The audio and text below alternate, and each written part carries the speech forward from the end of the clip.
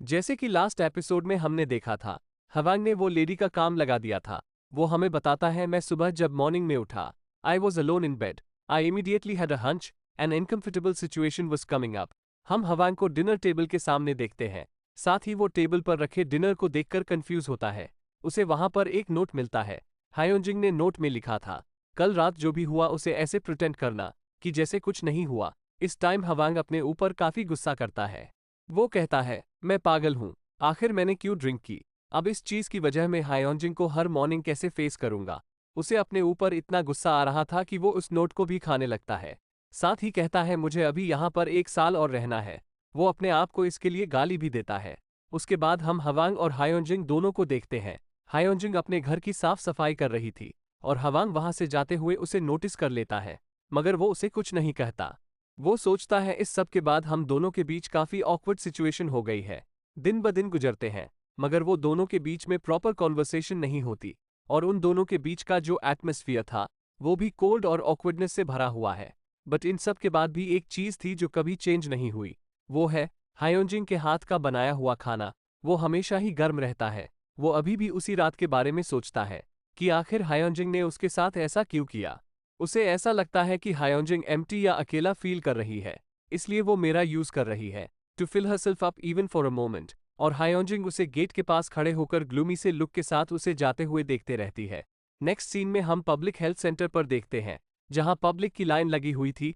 वहां के स्टाफ एक एक करके उन सभी को एग्जामिन करते हैं और साथ ही उन्हें जिस पर डाउट आता है वो उन्हें दूसरी लाइन में जाने के लिए कहते हैं। हम वहां पर एक ओल्ड लेडी को देखते हैं जो अपना चेकअप कराने के लिए वहां के स्टाफ के पास बैठी हुई थी। वो स्टाफ इतना ग्लूमी सा लुक देता है और वो कहता है, तुम्हें थोड़ा और क्लोज बैठना होगा और तुम्हें डरने की बिल्कुल भी जरूरत नहीं। मगर वो स्टाफ की इस तरीके की बात सुनकर वो लेडी और ज्यादा डर जाती है। वो पर्सन उस लेडी को एग्जामिन करते हुए इस तरीके का बिहेव करता है जैसे कि वो डेड है। वो कहता है, टेस्ट के दौरान अगर आप थोड़ा भी हिलते हो तो सकता है कि आपके मुंह से ब्लड आ जाए। और ये सुनने के बाद वो लेडी और ज्यादा डर जाती है। वो इतनी ज्यादा डर चुकी थी कि वो ये टेस्ट करने से ही मना कर देती है। हम हवांग को देखते हैं, वो इस टाइम स्ट्रीट पर चल रहा था। साथ ही वो काफी थका हुआ भी लग रहा था।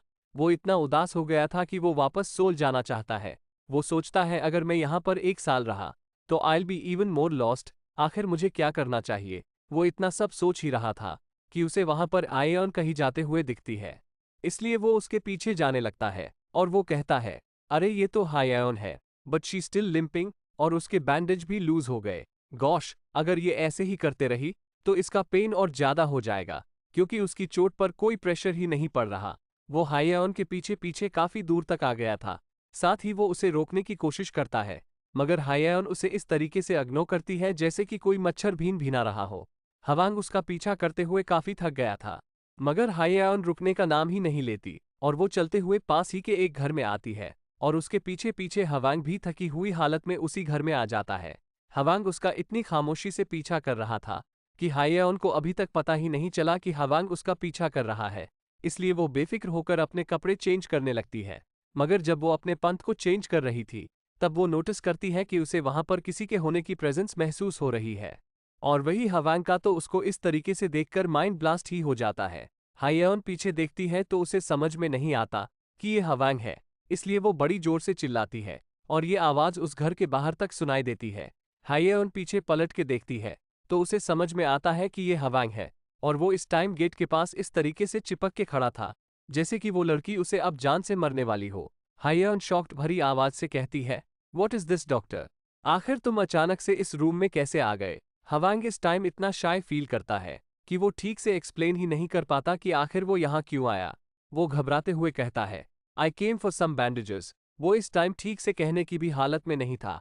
वहां से हवांग भागने का ही ठीक समझता है, इसलिए वो उसे सॉरी बोलकर वहां से भाग जाता है और हाईयान शॉक्ड होती है कि आखिर ये इस तरीके से अब क्यों भाग गया। हम हवांग को देखते हैं, वो अभी भी भाग रहा होता है। वो थोड़ी दूर तक दौड़ने के बाद एक खंबे के पीछे आकर छुपता है और लगातार नहीं नहीं करके ही चिल्ला रहा था।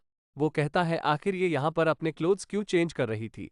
वो वहां लगे बैनर को ठीक से देखता है तो उसे पता चलता है ये तो चेंजिंग रूम है और वो इस बात से और ज्यादा शॉक हो जाता है कि आखिर उसने ये देखा कैसे नहीं। वो सोचता है, मेरे आने के कुछ दिन बाद ही यहाँ पर मेरे खिलाफ मिसअंडरस्टैंडिंग हो जाए तो इस रूमर्स को फैलने में ज्यादा टाइम नहीं लगेगा। वो इस बात से काफी उदास हो गया था और वो अपना सिर पकड़कर कहता है, HAH Whatever. Did I even know it was there? मेरा ये मतलब नहीं और मुझे इस मिस्टेक को सुधारना होगा, लेकिन मैं क्या करूं? इसी के साथ ही ये एपिसोड यहीं खत्म होता है। तो मिलते हैं नेक्स्ट वीडियो में।